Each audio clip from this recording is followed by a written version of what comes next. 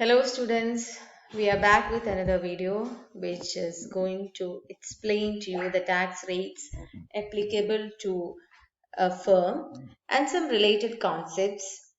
In the last video we have discussed about the computation of book profits of a firm when it is assessed as a firm, and in this video we'll be discussing about the tax rates applicable. Okay, moving on. The tax rate for partnership firm is at flat 30%, including LLP. LLP stands for Limited Liability Partnerships. And it will have to pay a surcharge of 12% of income tax where total income exceeds rupees 1 crore.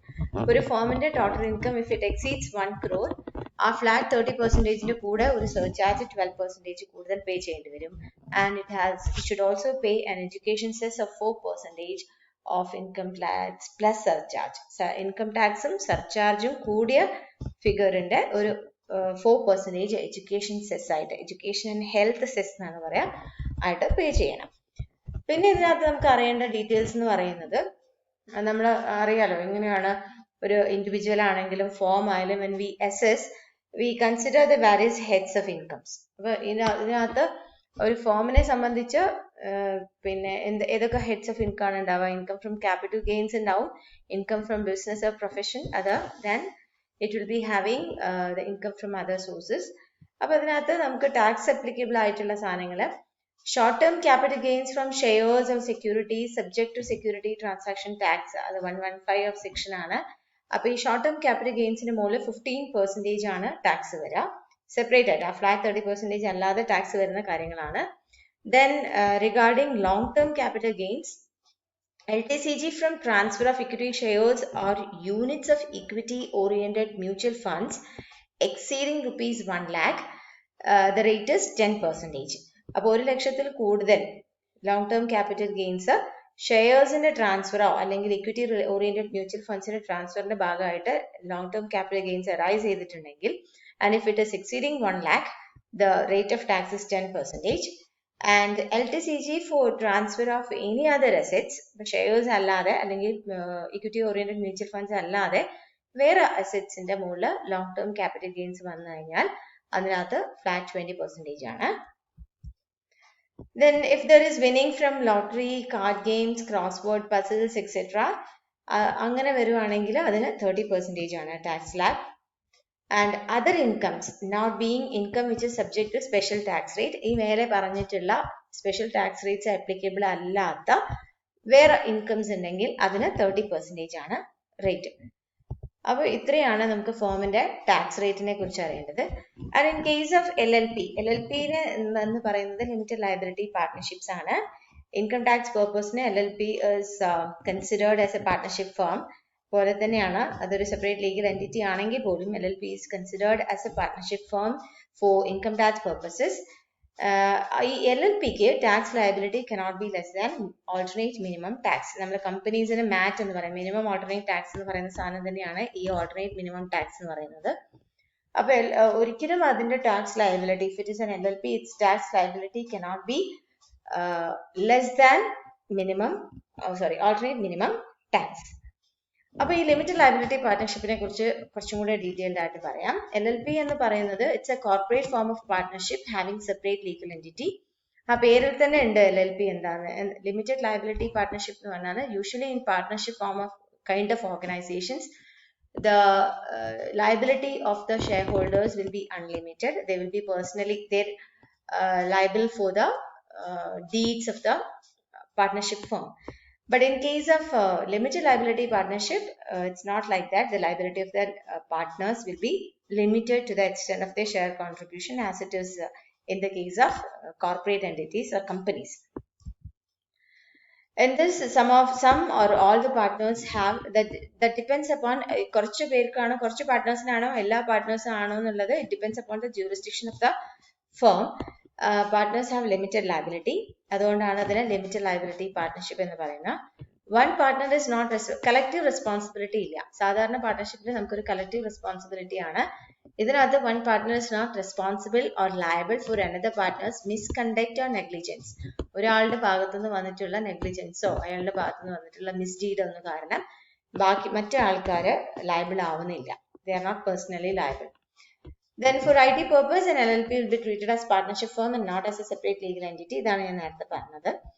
Then it has a separate legislation. ഇതിന് അതുകൊണ്ട് തന്നെ Partnership Act of 1932 does not apply for LLP.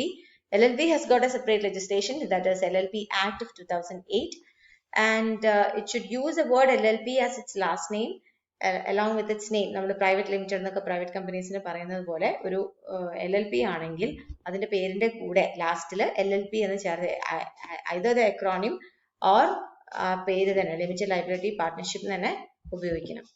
Then must have minimum 2 designated members, one being a resident in India.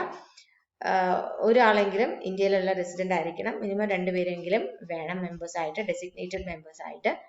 And then in the absence of LLP agreement, usually LLP agreement ഉണ്ടാവണമെന്ന് നിർബന്ധമില്ല. Just like partnership deed, it's not compulsory that you need to have an LLP agreement, but if there is no LLP agreement, പിന്നെ ഈ പാർട്ട്നേഴ്സിന്റെ shares എങ്ങനെയാണ് distribute ചെയ്യുക, profits എന്നൊക്കെ പറയുന്ന confusions ഉണ്ടാവുമല്ലോ.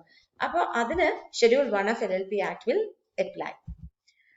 So that is all about LLP. Hope it is clear. പിന്നെ നമ്മൾ അതിനകത്ത് പറഞ്ഞിട്ടുള്ള സാധനം alternate minimum tax for LLP ആണ്. It is applicable in the following cases. എപ്പോഴാണ് ഈ alternate minimum tax LLPക്ക് applicable ആവുക? നമ്മൾ പറഞ്ഞല്ലോ, എന്താ നമ്മൾ പറഞ്ഞത്, LLPക്ക് വരുന്ന tax liability should not be less than the alternate minimum tax. അപ്പൊ അങ്ങനെ ഈ alternate minimum tax എന്ന് പറഞ്ഞ കോൺസെപ്റ്റ് LLPക്ക് applicable ആവണമെങ്കിൽ ഈ ഡിഡക്ഷൻസ് ഒക്കെ അവർ ക്ലെയിം ചെയ്തിട്ടുണ്ടെങ്കിൽ മാത്രമേ അത് applicable ആവുള്ളൂ. One is when deduction is claimed under section 80H to 80 RRB.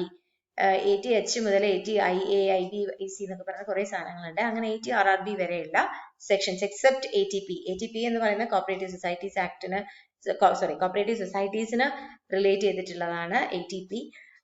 മറ്റത് ബാക്കിയുള്ള ഡിഡക്ഷൻസ് 80H മുതൽ 80 RRB വരെയുള്ള ഡിഡക്ഷൻസ് ഒരു LLP ക്ലെയിം ചെയ്തിട്ടുണ്ടെങ്കിൽ then alternate minimum tax applies for that.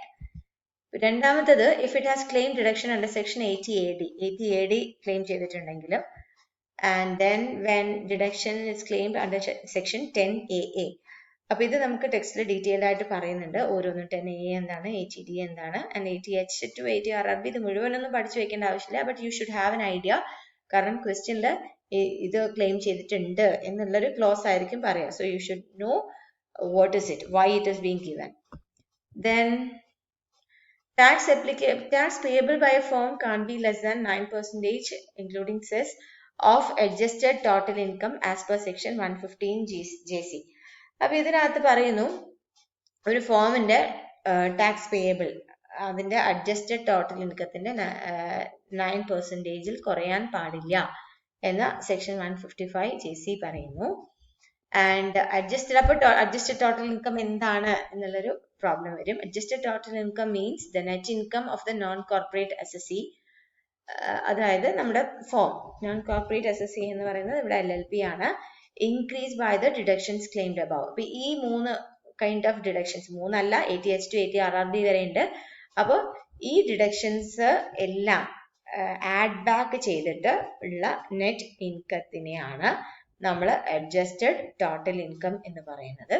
ഈ അഡ്ജസ്റ്റഡ് ടോട്ടൽ ഇൻകത്തിന്റെ 9% കുറയാൻ പാടില്ല എന്ത് നമ്മുടെ ഫോമിന്റെ ടാക്സ് പേയബിൾ. ഓക്കെ, അപ്പം ഹോപ്പ് ഇറ്റ് ഈസ് ക്ലിയർ. ഈ ഓൾട്ടർനേറ്റ് മിനിമം ടാക്സ് എന്ന് പറഞ്ഞ കോൺസെപ്റ്റും ക്ലിയർ ആണെന്ന് വിചാരിക്കുന്നു. ഈ നമ്മൾ പറഞ്ഞല്ലോ ഒരു ഫോമിന്റെ ടാക്സ് കമ്പ്യൂട്ട് ചെയ്തിട്ട് if it is less than the alternate minimum tax the firm LLP has to pay the alternate minimum tax pay ചെയ്യണം. പക്ഷെ അത് എന്തായിട്ട് AMT ക്രെഡിറ്റ് ആയിട്ട് കൺസിഡർ ചെയ്യും. AMT ക്രെഡിറ്റ് ആയിട്ട് കൺസിഡർ ചെയ്യാൻ പറഞ്ഞ എക്സസ് ഓഫ് ടാക്സ് പെയ്ഡ് അതിന് ശരിക്കും കാൽക്കുലേറ്റ് ചെയ്യുമ്പോഴുള്ള ടാക്സിനേക്കാൾ കൂടുതൽ AMT വരുമ്പോൾ കൂടുതലാവുമ്പോൾ നമ്മൾ AMT ആണ് പേ ചെയ്യുക. അപ്പൊ AMT കൂടുതൽ പേ ചെയ്തപ്പോൾ ഒരു എക്സസ് എമൗണ്ട് ഉണ്ടല്ലോ, നമുക്ക് റൈസ് ചെയ്ത ടാക്സിനേക്കാൾ ഒരു എക്സസ് എമൗണ്ട് ഉണ്ട്. അതിനെയാണ് നമ്മൾ AMT ക്രെഡിറ്റ് എന്ന് പറയാം. AMT credit. ഈ AMT ക്രെഡിറ്റ് നമുക്ക് എപ്പോൾ ഉപയോഗിക്കാന്നറിയോ? നമ്മുടെ calculated value of tax payable when it is more than alternate minimum tax ആ സമയത്ത് നമുക്ക് എന്ത് ചെയ്യാം ഈ ക്രെഡിറ്റ് ഒക്കെ അത് സെറ്റ് ഓഫ് ചെയ്യാൻ വേണ്ടിയിട്ട് യൂസ് ചെയ്യാൻ പറ്റും ആ ഒരു കോൺസെപ്റ്റും കൂടി it's not in the slide അതും കൂടെ ഒന്ന് പറഞ്ഞതാണ് hope it is clear ഈ കോൺസെപ്റ്റ്സ് ഒക്കെ ടെക്സ്റ്റിൽ വായിക്കാം read in detail so thank you